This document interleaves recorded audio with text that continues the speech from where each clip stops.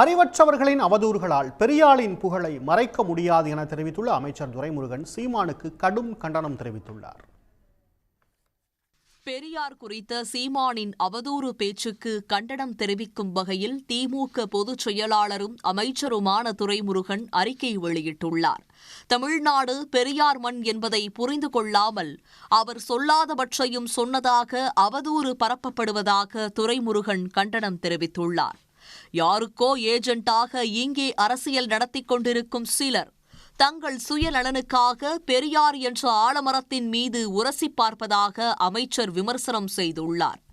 மானமும் அறிவும் இருப்பவர்கள் பெரியாரை இழிவாக பேச மாட்டார்கள் என காட்டமாக விமர்சித்துள்ள துரைமுருகன் தன் மீதான அவதூறுகளை தன் கொள்கை தடியால் அடித்து நொறுக்கி சமுதாயத்திற்கு விடியலை தந்தவர் பெரியார் என்று குறிப்பிட்டுள்ளார்.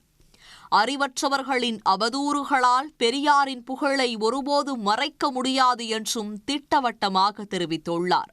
அவதூறு பரப்பி விளம்பரம் தேட நினைக்கும் இழிவான மலிவான அரசியல் பேர்வழிகளை புறக்கணிப்போம் எனவும் அவர் கூறியுள்ளார்.